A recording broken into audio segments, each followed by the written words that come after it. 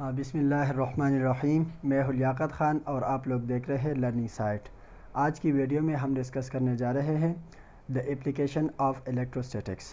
तो application of electrostatics हमारे पास इधर इस टेक्स्ट बुक में 3 गिवन हैं। सबसे पहले है फोटोकॉपियर।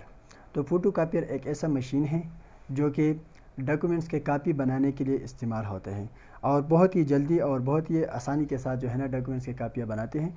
बाज़ार में मार्केट में आप देख भी सकते हैं कि कितने ही कम वक्त में एक डॉक्यूमेंट की कापी निकल आती है। तो अभी उस मशीन का इंटरनल स्ट्रक्चर हमने देखना है और ये इसकी प्रिंसिपल क्या है और ये काम कैसे करता है। तो सबसे पहले मैं इसका प्रिंसिपल बयान करना चाहूँगा कि what is the principle of this machine. तो इसका प्रिंसिपल ये है कि unlike charges attract each other, यानी पॉजिटिव नेगेटिव को अट्रैक्ट करता है और नेगेटिव पॉजिटिव को अट्रैक्ट करता है। तो इसके बाद फिर दूसरा है हमारे पास कंस्ट्रक्शन। ये बना हुआ कैसा होता है, तो इसके अंदर कुछ हमारे पास पार्ट्स हैं, उस पार्ट्स को जो है ना समझना है। तो सबसे पहले जो इसका मेन पार्ट है वो है एल्युमिनियम ड्रम। तो ये एल्युमिनियम ड्रम का मतलब ये है कि हमारे पास एक ड्रम होता है, जैसा कि ये एक ड्रम हो गया और ये बना है एल्युमिनियम से, और इसके बाद जो है ना इसको कोटेड किया गया है, यानी उसके ऊपर एक लेयर है किस चीज़ का, सिलीनियम का। तो सिलीनियम हमारे पास एक फोटो कंडक्टर है। फोटो कंडक्टर एक ऐसा चीज़ होता है, जब इसके ऊपर लाइट लगती है तो ये कंडक्शन करता है, और जब लाइट नहीं होता तो ये कंडक्शन नहीं करता, ये इंसुलेटर बन जाता है। तो और इसके अंदर जो है ना फोटोकॉपियर के अंदर इलेक्ट्रोड्स भी होते हैं, इलेक्ट्रोड्स यूज़ फॉर चार्जिंग। और इसके अंदर जो है ना हमारे पास बहुत सारे लेंस भी होते हैं जो कि for focusing and for the reflection of image. अच्छा जी, तो अभी इसके बाद हम देखते हैं कि इसका वर्किंग क्या है। तो वर्किंग के लिए ये इमेज आप लोग मुलाहाजा फरमा दें कि इसके अंदर सबसे पहले हम शुरू करते हैं पहले स्टेप से। तो पहला स्टेप है हमारे पास चार्जिंग। तो चार्जिंग का मतलब ये होता है कि first of all charge the drum. तो ड्रम को जो है ना चार्ज करेंगे पॉजिटिवली। तो ये सिलीनियम जो है इसके ऊपर कोटेड किया गया है, तो ये हमारे पास पूरा का पूरा क्या हो गया, पॉजिटिवली चार्ज हो गया।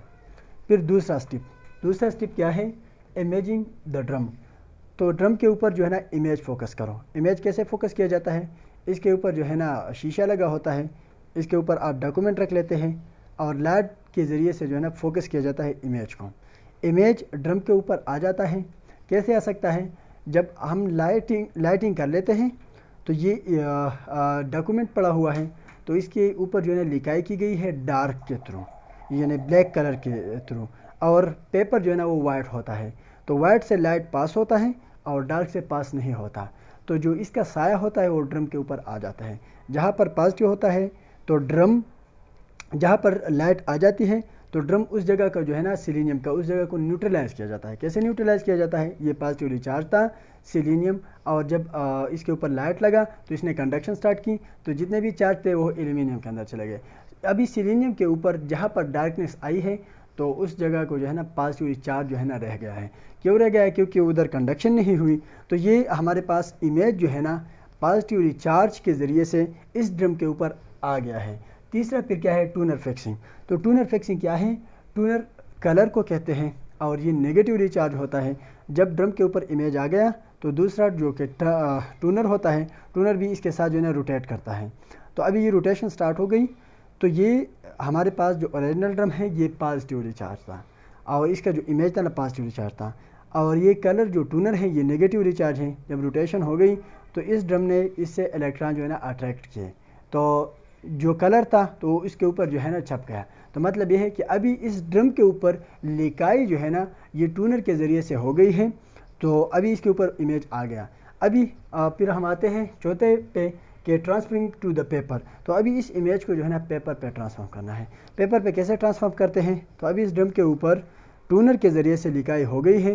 पेपर इस ड्रम से ज़्यादा पॉजिटिवली चार्ज पेपर है, तो ये इसके पास आ जाएगा और ये इसी के ऊपर रोटेट करेगा। तो क्या हो जाएगा कि जितने भी नेगेटिवली चार्ज टोनर था तो अभी वो पेज के ऊपर जो है ना आ गया है, तो इमेज बन गया है पेज के ऊपर। फिर इसके बाद पांचवा स्टेप है फिक्सिंग।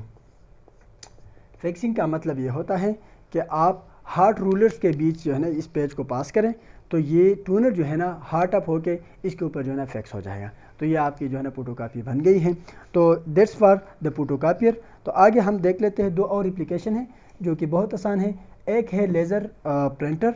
लेज़र प्रिंटर और इसमें किसी भी किस्म का फ़र्क नहीं है, सिर्फ इसमें ये फ़र्क है कि उसके अंदर हमारे पास लेज़र लगा होता है।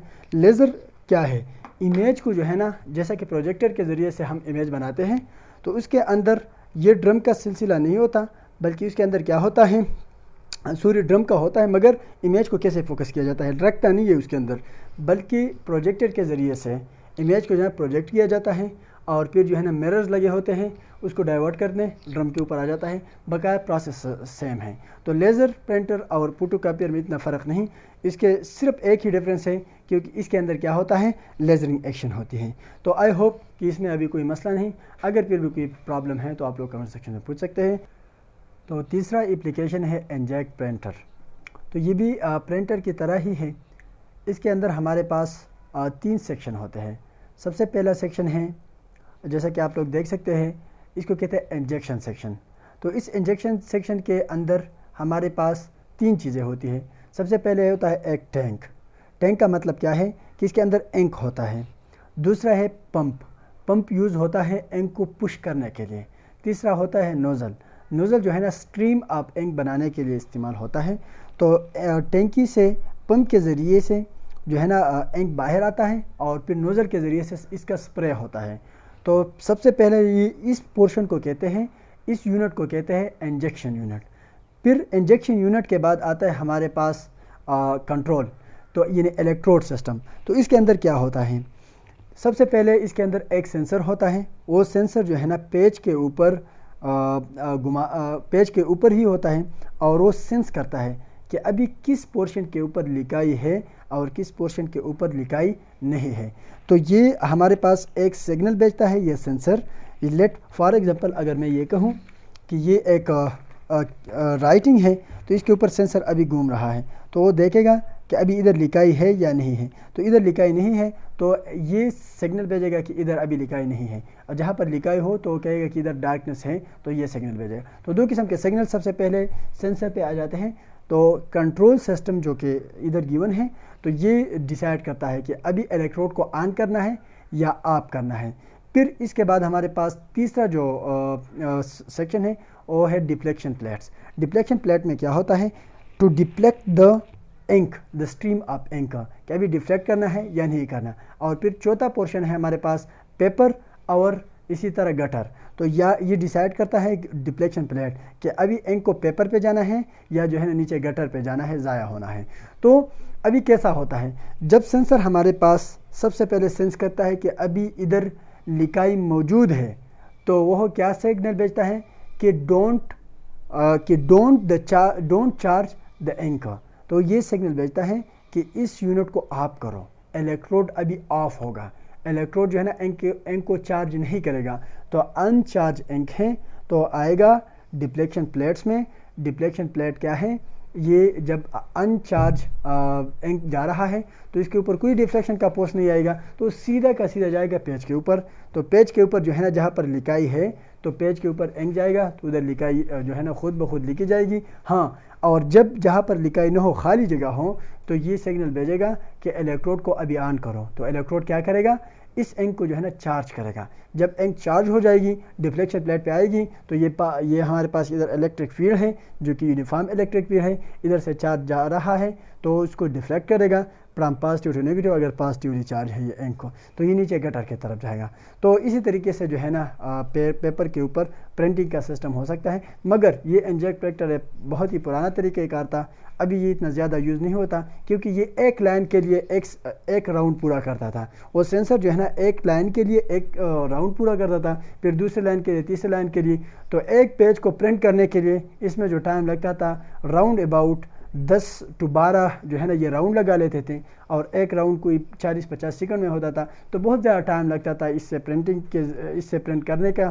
तो इसीलिए अभी रिकमेंड किया जाता है फोटोकॉपियर। तो आई होप कि इसमें अभी कोई प्रॉब्लम नहीं। हाँ, अगर फिर भी किसी को मसला हो तो कमेंट सेक्शन में पूछ सकते हैं। Thank you very much, thanks for watching, वस्सलाम।